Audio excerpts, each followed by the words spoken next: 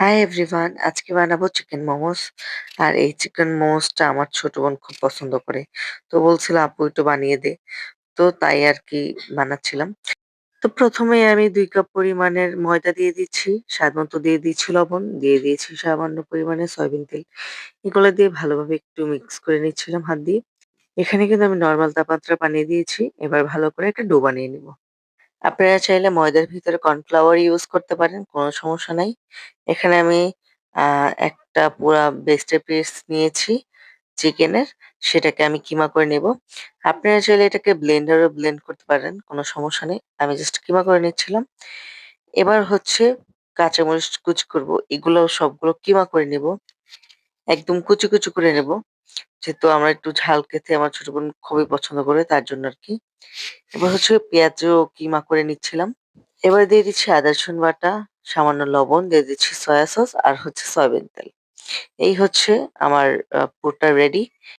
আমার কাছে খুবই ভালো লাগে মোমোস খেতে। আর আমাদের বাসায় সবাই আরকি আমার মোমোসটা খেতে খুবই পছন্দ করে। যার কারণে মোমোসটা আমিই বানাই। তো ওরা আরকি আমাকে আ রুটি বানিয়ে, বানিয়ে দিচ্ছিল। যেহেতু আমরা সবাই একসাথে বানাবো, খাবো। তো সবাই একটু হেল্প-টেল্প করছিল। বড় করে রুটি বানানোর পর আমি একটু ছোট, ছোট করে আরকি একটা গ্লাসের সাহায্যে আমি একটু গোল করে নিচ্ছি। আপনারা চাইলে কুকি কাটার দিয়েও এই গোলটাও করে নিতে পারেন, কাটতে পারেন। আর আমি মোমোসের শেপ ভালোভাবে দিতে পারি না। যেমন তেমন করে আরকি মোমোসের শেপ দিয়ে নিচ্ছিলাম। এটাই আমার কাছে ইউনিক মনে হইছে আর সহজ মনে হইছে। তাই আমি এই আরকি এই ডিজাইনটাই দিয়েছি। এবার হচ্ছে রাইস কুকারে যে স্টিমার থাকে সেটা দিয়ে আমি স্টিম করে নেব সবগুলো। আর সবাই আরকি তাড়াহুড়ো করছিল যে কখন হবে, আমরা কখন খাবো। মানে অনেক বেশি পছন্দ আমাদের। আমরা বাহিরেও খাই এরকম করে। বাট বাসায় যেটা বানাই ওইটার ভিতরে পুর বেশি থাকে।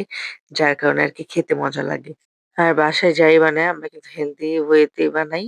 আর সবকিছু আরকি হোমমেডই থাকি। তো বাসায় বানিয়ে খাওয়াটাই বেটার আমি মনে করি। ডাম্পলিং এর সসগুলো আমি বানাবো। আপনাদের দেখাচ্ছি। এখানে হচ্ছে মরিচ কিমা, আর এখানে হচ্ছে রসুন কিমা, এখানে হচ্ছে ১ টেবিল চামচ সয়া সস, ১ টেবিল চামচ পরিমাণের শুকনা মরিচের গুঁড়া, এখানে হচ্ছে লাল মরিচের গুঁড়া যেটা দিয়ে দিয়েছি লেবুর রস। আর লাস্টে দিয়েছি তেল গরম করে এটার উপরে দিয়ে দিয়েছি সয়াবিন তেলটা। হ্যাঁ, লাস্টে আবার আমি দিয়েছি বারবিকিউ সস। বারবিকিউ সস দেওয়ার পরে এত বেশি মজা হয়েছে এই ডাম্পলিং এর সসটা খুবই মজা লেগেছে। তো আমরা অর্ধেকটা পরিমাণে ফ্রোজেন করে রেখেছি সকালে খাওয়ার জন্য। আর অর্ধেকটা পরিমাণে রেখেছি এখন খাওয়ার জন্য। তো দেখতেই পাচ্ছেন আমাদের সবগুলো ডাম্পলিং রেডি। কিরে কেমন হইছে মোমোস? ওহ! কইতে পারতাছি না এত পরিমাণ মজা হইছে। বেশিরভাগ যে সসটা, ওফ! মারাত্মক লেভেলের মজা। চল একটা দোকান দেই। দোকান দিয়ে আমরা সেল-টেল করি।